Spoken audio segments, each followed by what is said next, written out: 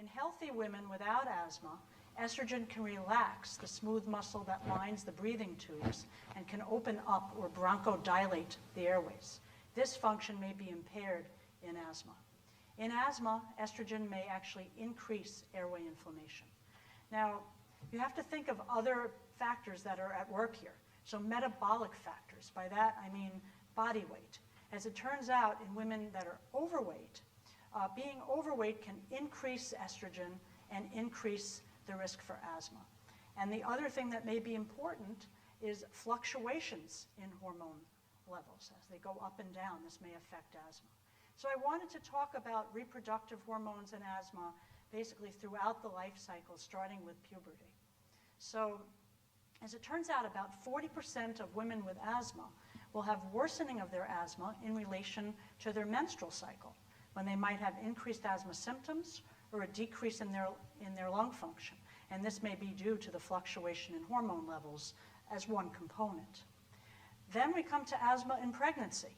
So asthma is one of the most common chronic diseases in pregnant women. And the rule of thirds applies here. And what do I mean by that? So 1/3 of women with asthma will improve during pregnancy.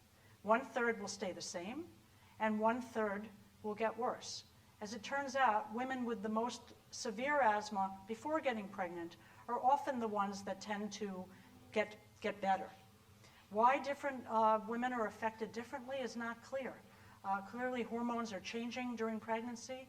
Estrogen and progesterone both increase. And also the mechanical effects of pregnancy. As the abdomen distends or swells, this can push up on the lungs, make the airways smaller, and can impact asthma. So let's talk now about perimenopause and menopause. As it turns out, at age 50, this is the age when asthma attacks peak in women. It's also the average age of menopause for women in this country. So you think about that connection and that transition and the fluctuation in hormones. And in women who have asthma, when this happens, their asthma may be more severe with increased symptoms and decreased lung function. And there's a form of asthma that has its onset postmenopausally, and this form of asthma can be particularly severe and more difficult to treat. However, being postmenopausal does not increase your risk for new onset asthma as compared to being premenopausal. The only group in which it does this is women who are on hormonal replacement therapy. So in that group, there seems to be an increased risk of developing asthma. So let's talk about hormonal replacement therapy. In addition to the risk of new onset asthma, what about women with pre-existing asthma? Turns out in these women, being on hormonal replacement therapy may actually, in some of them, improve their asthma. Well, how can this be? Well, we talked a little bit about the different biologic effects of estrogen. So I told you it can relax the muscle that lines the breathing tubes, and it can open up or dilate the airways. Well, this may help women with pre-existing asthma. But estrogen can also increase airway inflammation, and this may have something to do with new onset asthma. So there are different effects at play. And it turns out that the biologic effects of estrogen are not uniform in all women. It's very individualized. And there are other lifestyle factors that are important. So obesity, for example, I already mentioned. It increases estrogen, it increases the risk for asthma and more difficult to treat asthma. Smoking may be a factor. Exercise may be a factor that can help improve the asthma. So it's complicated and it's individualized. So I wanted to finish up with what I think would be important for you to speak to your doctors about if you have asthma. If you're a young woman and you have symptoms in relation to your menstrual cycle, you should let your doctor know this. If you are pregnant or you're thinking of becoming pregnant or you know someone who is, they should speak to their doctor because they should be followed very closely during pregnancy in terms of their lung function. Also, there are certain asthma medications which are safer in pregnancy, and studies have shown this, so they would want to talk to their doctor about that. If you're a woman who's postmenopausal and you're considering taking hormonal replacement therapy, The asthma specialist is particularly well positioned to speak to you about the risks and benefits of this and to advise you in terms of your respiratory health. Also, if you're postmenopausal and you have osteopenia or osteoporosis and you have asthma, you should speak to your doctor, because one of the cornerstone medications for asthma are inhaled corticosteroids, and these can have effects on bone density.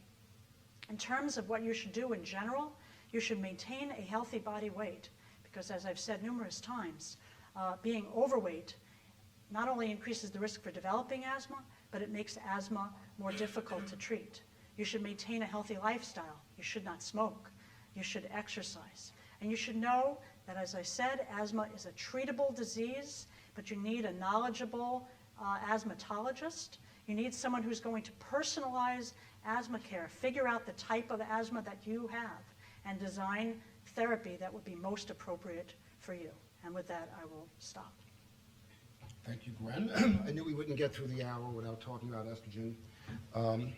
We're now going to introduce, we're doing this as a block in terms of lung cancer, Dr. Claudia Hensky, who has pioneered awareness and screening in lung cancer and is really, without, not exaggerating it, changing the face of how we approach lung cancer in this country and worldwide. So you'll talk to us about screening? Thank you. So today, screening is now covered, a major event that the Medicare and Medicaid services will reimburse for CT screening for people who are 55 and older, who've smoked a lot, heavy smokers, 30-pack years or more, and quit within the last 15 years. So that's a major achievement, and that's all public insurers, insurance companies should be covering that. The Veterans Administration will be covering it as a start of this next year. So that's a tremendous achievement, but it's only the beginning because really there are many people still at risk. It's a small percentage, less than 20%, that are covered of people who will develop lung cancer that are covered by the current recommendations. So lung cancer, it's in the U.S., it kills about 160,000 people each year. That's like 2 jumbo jets crashing every day. 30,000 of them are never smokers, and the 2/3 of those never smokers are women. We've also shown that women are at more risk of lung cancer as compared to equally smoking men, equally aged men. So women have a higher risk of lung cancer. They also do better in treatments, and so that's an important part to understand. We really think that screening after you've smoked for 20 years, you should really consider screening. But that would mean that if you started at age 10, you know, by the age 40, you're starting to be at risk of lung cancer. So we hope that with at least the start at age 55 and older, that we can lower the age, and maybe we can develop other techniques to identify those people at risk in a better way. So we started all this back in, more than 25 years ago. And it was back in 1991 when we had very different CT scanners, and we looked at little images on a film. Now we have big monitors that we're looking at, and we can go through that CT scan in less than 10 seconds. That's all it takes. It takes you longer to get on the table and off the table to get that CT screening test. The dose is very low. It's below that of a mammogram, and it's going to keep decreasing because the contrast between your lungs of the blood vessels and of the other structures in the lung and the lung itself is very good. So it can be at the really low, very low dose. And if you're thinking about screening, you really need to go to a place that has the latest technology and the know-how in how to read it. Now, what we've also done, and by the way, this morning there was on NBC there was talking about a whole body scan and the quantitative, but it was not with CT. With CT today, at that low dose, when we do that scan of the chest, we look at your heart. We give you indications of risk of heart disease. We look at the rest of your lungs, not just for lung cancer, but other diseases that you can pick up in the lungs, whether your airways, the ones that bring the air to and from your lungs, whether they're dilated, whether you might have other lung diseases, we can see that. We look at your breasts. Now, it doesn't see the tiny microcalcifications, but if there are masses in the breast, we really see that very well. And we've now done studies on that, and we're talking about how you pick up breast disease. We're also looking at your mediastinum and all the structures in the lung. They really need to be evaluated. And we're also looking at bone density. So I think, you know, in the future, as we work more and do more research in this area, my vision is that you're going to go into the scan. It takes less than 10 seconds. You don't need to take off your clothes. You just stand, ideally, and you walk out and you get an automated report. That's my vision of the future. I've had that for 10 or 15 years. It'll still probably take some time to work it out, and you get a report on your body health of the chest. The abdomen and the other things are things in the future.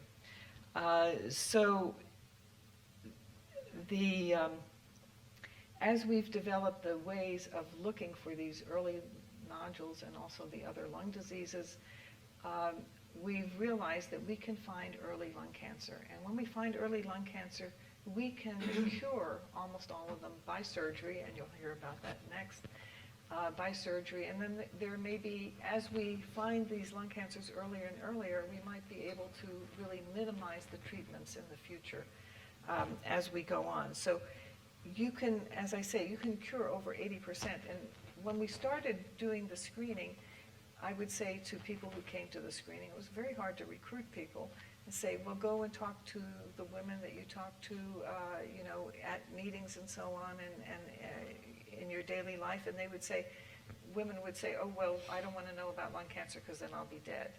But that's not the right way to think about it, because if you find it early, you really can be cured, a very high percentage. Not everybody, but you can cure a lot of them.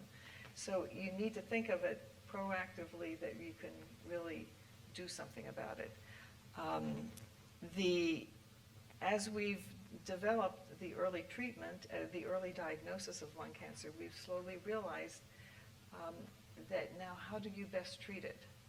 And so that's our next research initiative that we're doing together with the surgeons and radiotherapists and pulmonologists involved, because how do you best treat it? Think about it like breast cancer. Breast cancer used to do a radical mastectomy, and that was the treatment of choice. And now we have far more refined treatments. And that same thing will happen with lung cancer. And with that, I'll turn it over to Raja. So I think that, first of all, I'm very pleased that for a women's health conference that we're talking about lung cancer. Lung cancer is the #1 cancer killer of women. You take all women's diseases that you hear about, breast cancer, uterine cancer, ovarian cancer, you combine them, they do not kill as many women as lung cancer alone. And if you go the opposite side, men's health, lung cancer kills a lot more than prostate. When you look at the 5-year survival for prostate cancer, 5-year survival is 100%. Breast cancer, 5-year survival, 90%. Lung cancer, 5-year survival, 16%. Then you look at the next set of numbers. How many are caught at a stage where they're just localized? So in a stage where they're in one spot and they're no place else in the body where you can cut it out and cure them. Prostate cancer, 90%. Breast cancer, 60%. Lung cancer, 16%. So we have a cure for lung cancer. It's called surgery. The problem is we're not catching it early. Why? For prostate, you can do a rectal exam and feel the prostate. They can do that on any routine exam. For breast cancer, you can do self-exams, and in the office, they can check you. So these cancers are caught at a much earlier stage. Lung cancer is not. You can't feel the lungs. You can't look at the lungs. So what's the only way to look at the lungs? It's with the CAT scan. That's the only good way. A chest x-ray doesn't give you enough of a view to be able to say that this is a lung cancer and it's caught at a stage early enough where it can be cured. So I'm a surgeon. So what's the best way to get rid of these cancers once you see them on the CAT scan? You can make a big incision in the chest, which is what we used to do in the old days, and usually you still have to do that for big cancers. But what happens if you catch a cancer that's this big, that's the size of a nickel or a quarter? You can go in there with 3 small holes in your chest and take this cancer out. Now, that is common sense. You find the cancer, it's small, you go in there with 3 small holes in your chest, and you take it out. When you look at the 5-year survival of 16%, and you look at and you say that only 16% are identified at a small enough stage where they can be cured, it would make common sense to just go in there and catch it early, right? But common sense ain't too common. And many of the controversies in lung cancer comes from the stigma that this is a self-imposed disease. There is a stigma with lung cancer, and like Claudia said, 30%, 30,000 patients are never smokers, and most of those are going to be women. So there's 2 things here. There's science and there's politics. So once you realize that these cancers are not caught early enough, it would make you think, why not screen? Now, Claudia has been a pioneer in this. She's not tooting her own horn, but I'll toot her horn for her. So in 1999, there was an article that she had published that was broadcast in the New York Times. And everyone talked about screening for lung cancer. And once you come up with a new sort of truth, it's looked at as heresy. And we've heard all the controversies with breast cancer screening, and there's big debates with that. For lung cancer, it's crystal clear.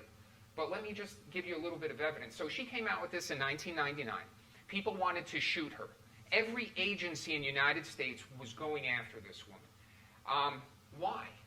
There's a lot of politics involved. I'd like to say that medicine is just a meritocracy and that if this works, this goes to the patient, but it does not.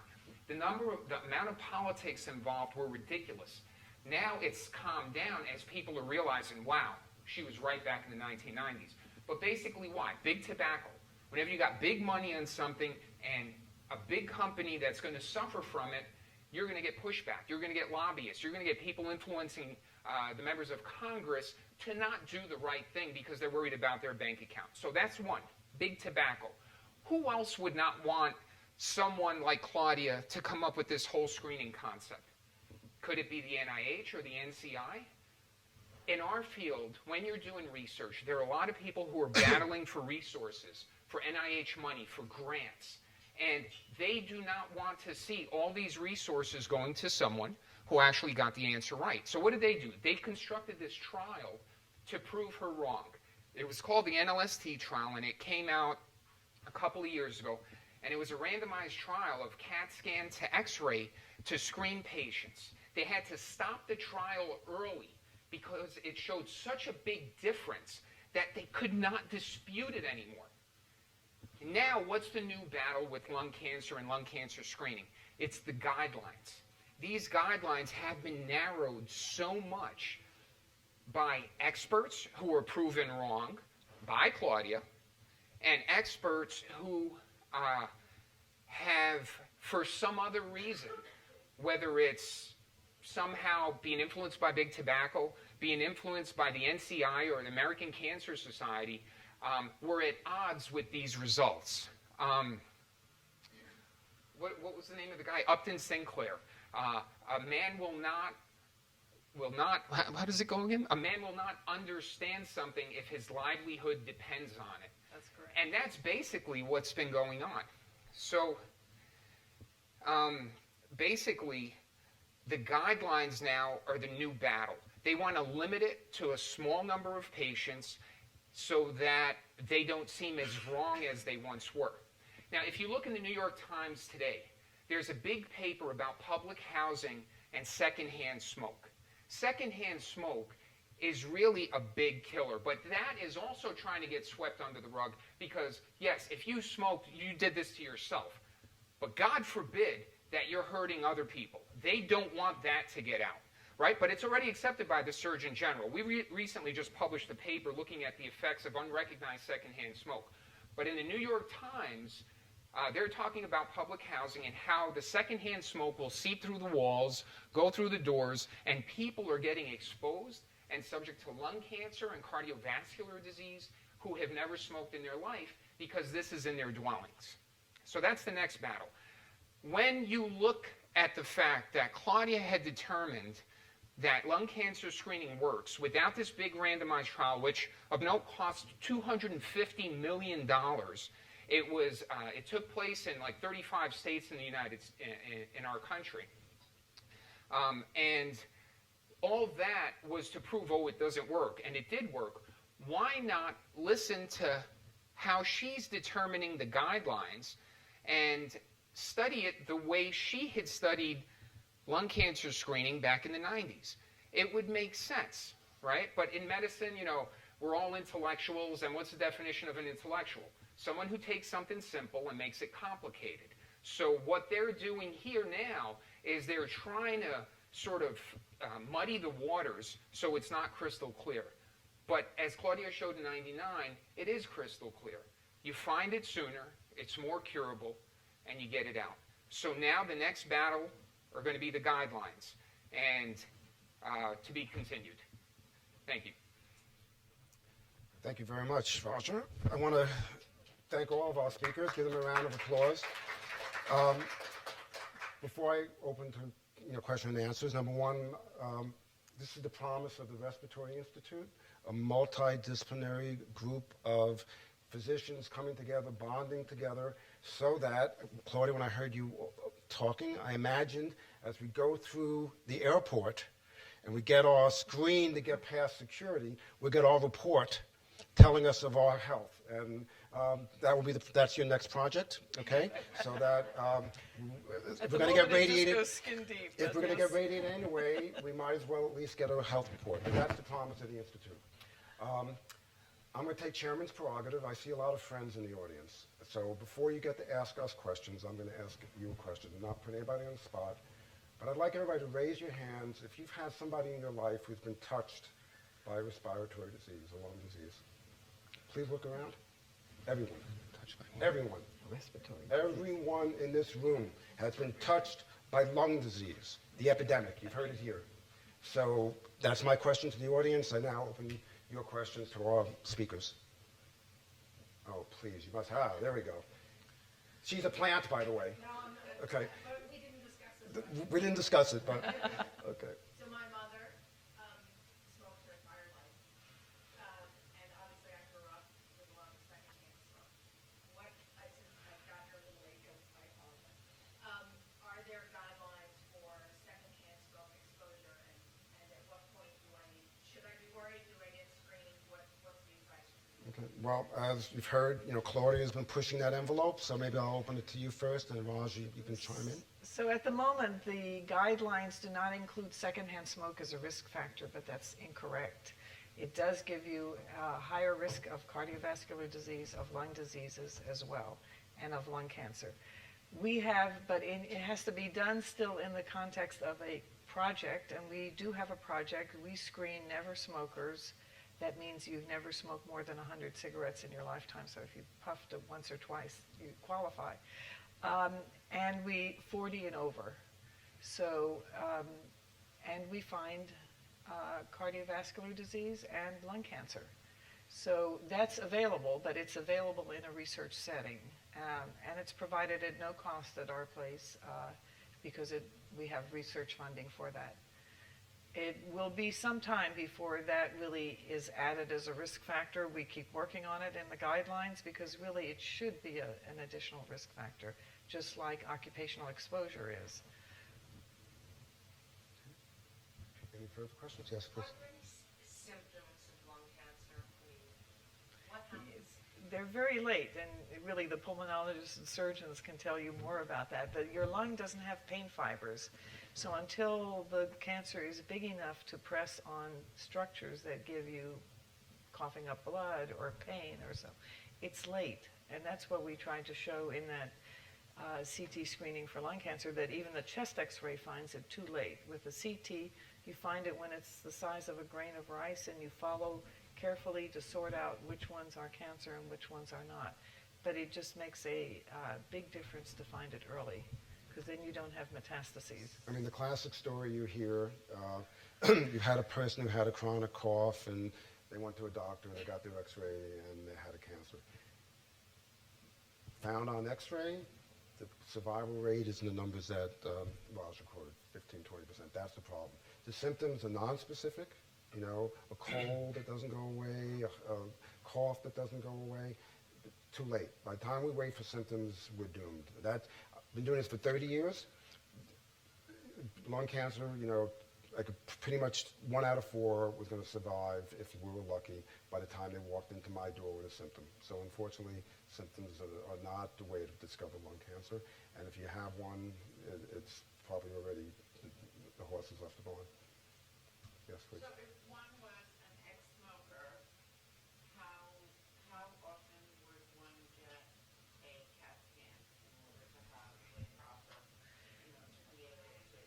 Well, it You should. gotta catch it before it's. Yes, so you really, at the moment, we would say come every year, because if we can't see it or it's tiny, we can catch it early enough by the next year. So it should be an annual process.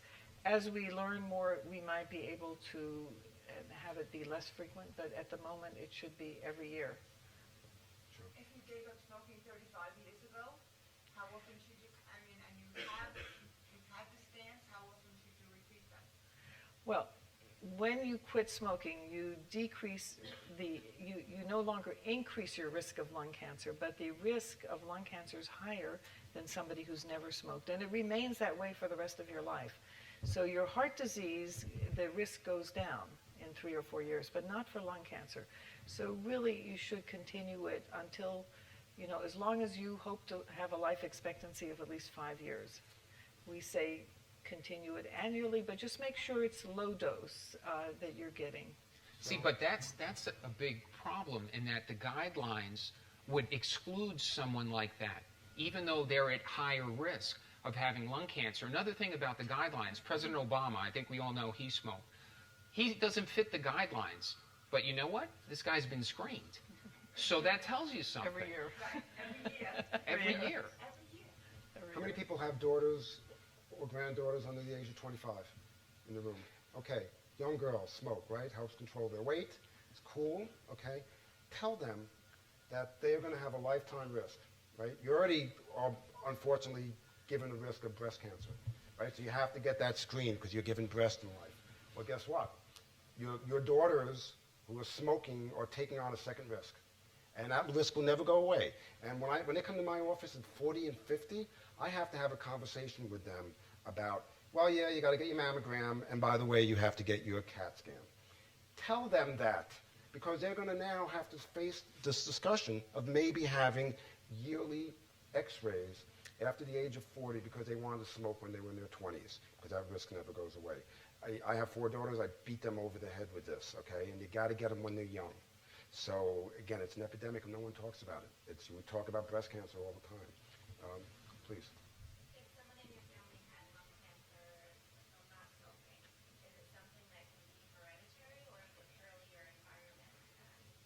Well, there is an increased risk if it's in your family. Maybe everybody was exposed to secondhand smoke as well, but there are probably genetic components as well, and so you do have an increased risk of lung cancer.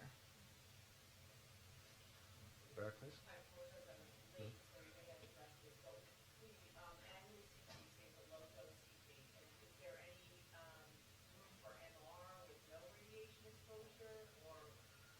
Well, the MR, it's number one, the test takes a lot longer.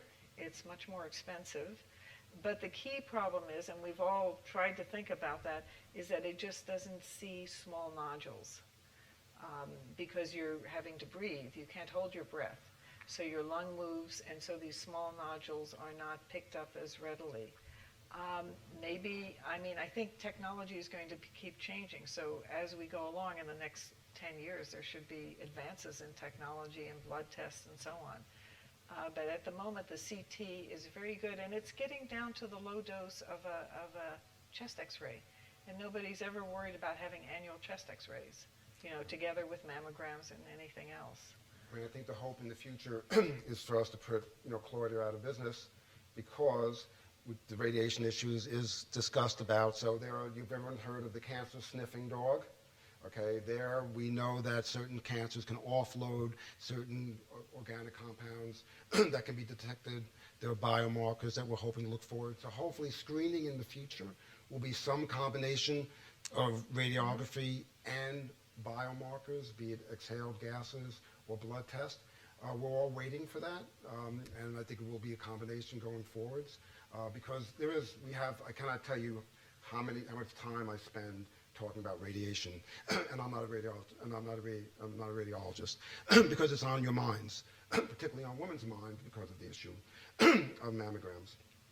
Well, it's going to get better and better, and you can easily test those new tests by combining them with the CT scan and really doing the same thing we did initially, looking at 1,000 people. You can get the answer in 2 years for any of these new tests, and hopefully we'll get better and better. And the buzz is we're talking about screening. That's the buzz here, whereas, before Claudia, no one talked about really screening in lung cancer. So. Is your institute doing anything about getting the word out to doctors to tell their patients to go for CAT scans? I mean, I go for a checkup every year. I think I have a wonderful doctor, but I haven't been told. Well, Raja and Claudia have run that. Raja runs a course. I think that's a great question. Every year we run a course where we're trying to educate other doctors in the tri-state area. I think we got to educate doctors around the world, but it's a course that's being put on this year. Was it December 6th? 4th or 5th, and where we're talking about screening, inviting all the doctors from the tri-state area, and actually people who've come from all over. But They don't have to be doctors. They can be. actually, nurse practitioners, physician assistants, anybody that's in the front line. Or what we have also done, we've tried to educate just the communities, lay people. What you'll find are that family members, specifically daughters, like to show up to these things to make sure that they're taking care of their families. Their mom, their dad may have a smoking issue. But I think it's important to educate other doctors on the nuances of screening, because it's not just a one-time thing. It's a process, and you don't want a team that has a quick trigger finger. So the last thing you want if you're being screened is to be with a surgeon that has a quick trigger finger, who right away is going to go in there and start cutting you open. Claudia has shown in numerous studies how we can do this in a way where we can minimize unnecessary intervention. And that's the key. You want to screen and cure people, but you don't want to do harm. And in the old days, when there was x-rays, when you couldn't see things too well, the concern was that, are you going to hurt these people? Are you giving too much radiation, and are you going to do unnecessary surgery? We've shown multiple times that it can be done safely. So I think it's important, like you said, to get the word out to other doctors, but to other healthcare professionals, to lay people, because you got to realize this was just accepted recently. This is not something, I mean, it's old in our minds since the 90s, but just recently the medical community has accepted this. So it's important to disseminate the information, how to do it, when to do it, etc. So I want to ask have a team, and then the team is the key thing. So I want to ask a question. As a pulmonologist, I'm embarrassed to say that Gwen taught me stuff about asthma. You mentioned the burden of disease and the fact that your mortality numbers were actually kind of shocking. And as a doctor, why are we failing? Is it a failure of education of the medical community that we're not diagnosing women with asthma sooner, not treating them enough? Do you have an idea of why we're failing? I think it's a combination of different factors. I think that educationally we could do better. And in terms of women, it's minority women that have the highest death rates, and it may be that many of these women are not getting to the doctor soon enough, or not getting to the doctor at all. In older women, as I mentioned, we're failing to make the diagnosis, or there is this sense in older people in general that they shouldn't expect more. So if they're short of breath, they say, well, I'm just getting old. So their asthma doesn't get diagnosed. And there's also more of a reluctance to give the treatment that we give to younger people, younger women, so they get undertreated and they don't do as well. So we have two target audiences, the patients and the docs, is that what you're the saying? patients and the doctors, yes. Yes. So, in these screenings, if there are small nodules that are found or questionable areas, what is the next step? What is Well, for that, you have really a regimen or a process that should be in place. So when you see a small nodule, then for certain ones, you say, come back again in 1 year. For other, mainly depending on size, and in the future there'll be other criteria, but at the moment, size is the key thing. You would say, come back in 3 months, or if it's on an annual, you say, come back in 1 month. And then you can fairly reliably assess if there's growth, and there's no harm in waiting those 3 months or that 1 month. But that's an important part, in a sense, where we should think of screening as it's a process. It's not just that first test, but you might have that other test that then tells you, come back at your routine time, or we need to do further diagnostics. But really, it's less than 1% of the people that need to have further diagnostics. So the majority just come back for their next annual CT scan. As a pulmonologist, we look at the world a little bit differently because the radiologist has an x-ray, I have a story. And often we have to reconcile the history, the story, the anxiety that comes with that story once you tell somebody there's a spot on your x-ray with the guidelines of what that spot looks like. And it's an interesting, as a physician doing this fairly routinely, it's an interesting exercise because it's a little bit of psychotherapy. It's a little bit of trying to put in the context of the nodule. If I know, for example, this person has occupational exposure that you might not, I look at that nodule a little bit differently.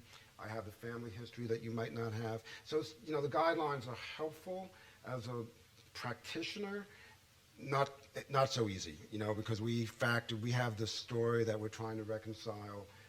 What's nice about the x-ray, it's sterile, right? It's pure, it's clean. But then you bring in the medical history, and it gets a little blurred. The lines become a little less clear. And that's why we always say that in the end, it's a decision between each person and the physician, and that discussion is a very important discussion before the decision is made. But it's good to what have do next. it's good to have the hard and fast blind rule, because otherwise it's a wild west. Once the patient and the doctor get together, the emotional piece of you've got a spot in your lung becomes very complicated, and having these guidelines helps to drive that discussion so that we can try to get the emotional piece of, I've had patients who lie down on my exam and wanted it taken out that day. And I said, A, you really don't want me doing that. And B, you probably don't even want Raj doing that right now. But there's a big emotional component to that. Oh, absolutely. There's some that come to me and they say, please, I can't leave until you tell me the report. And so if they tell me that, then I make sure that I give them my reading and discuss it with them. And so that discussion is with the radiologist, just like breast cancer screening. Radiologists have to learn to talk to you when you're getting that done, and you need to have a team, a pulmonologist, surgeon.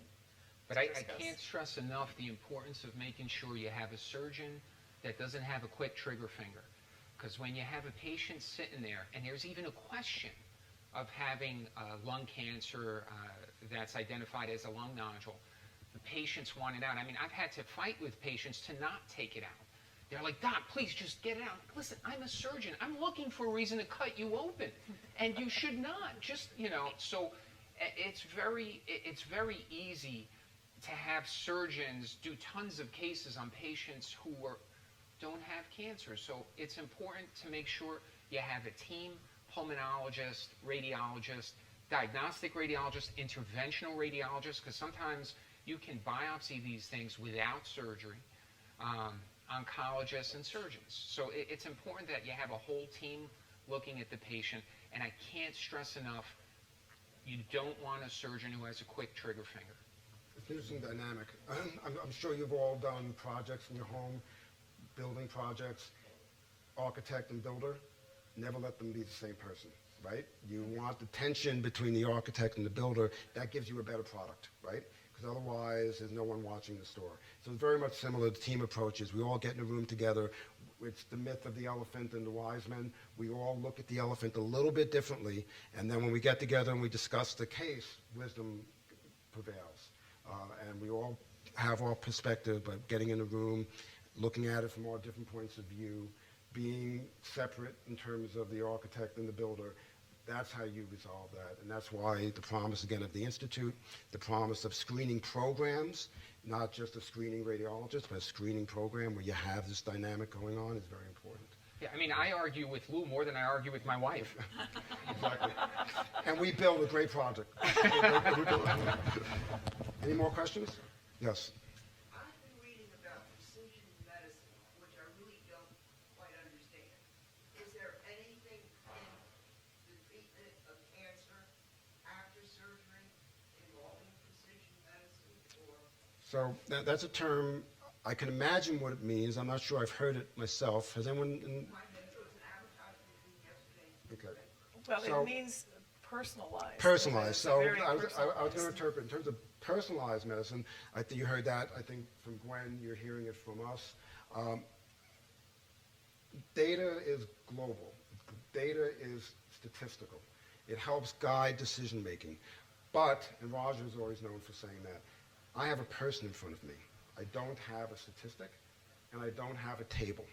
I have stuff that helps me decide what to do, but personalized precision is what's your unique bend? What are your comorbidities? What other medical problems do you have? What are your risk factors? What can you take? Can you have surgery? Can you have radiology? Can you take these medications? So you need to personalize that. And then, you know, another way to look at precision is to talk about, Raj is very precise. He cuts out tumors very precisely.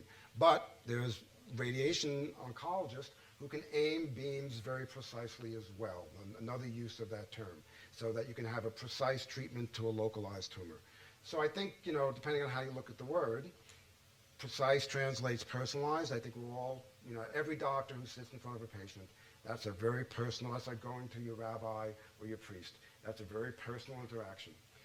And then there's the precision of the person who's giving therapy, be it a surgeon or a radiation oncologist, for instance, or someone giving a personalized, specialized drug regimen to a patient.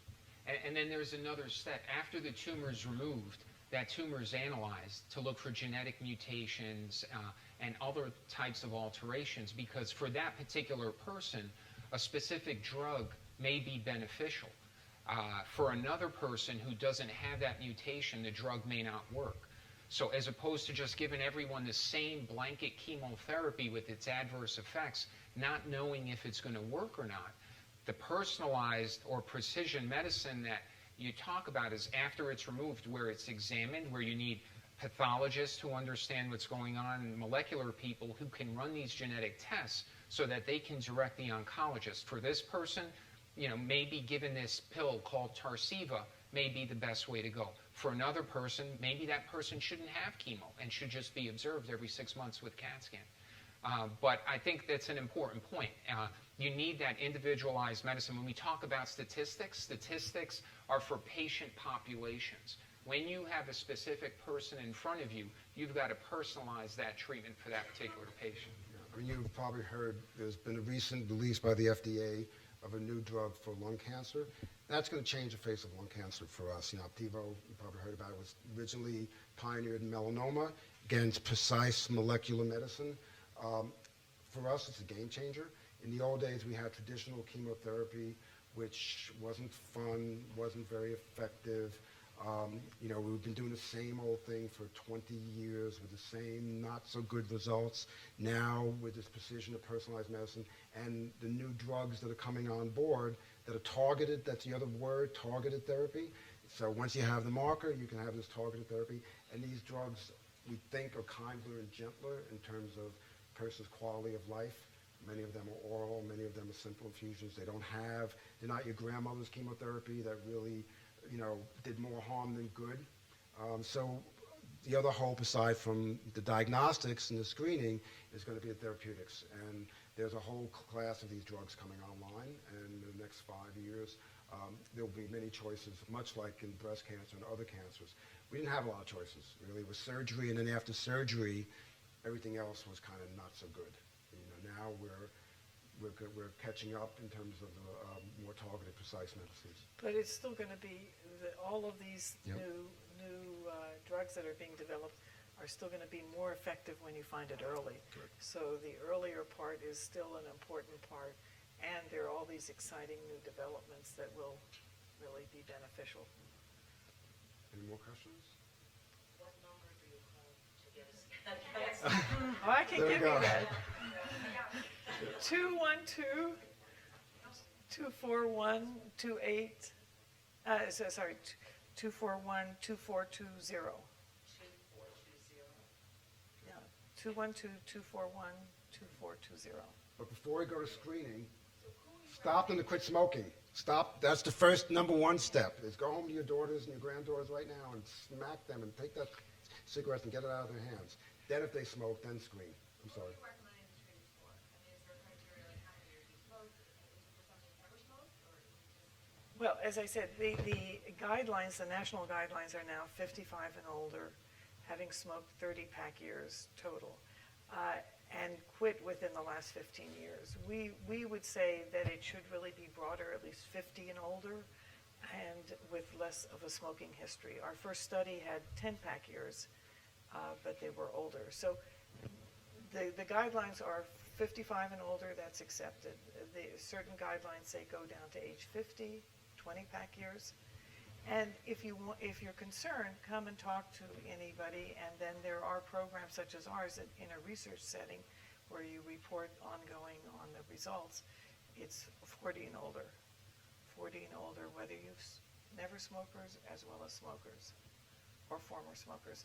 And with each of those meetings, we always talk about quitting smoking if they've smoked or not starting Not that smoking. anybody in this room needs that pep talk, right?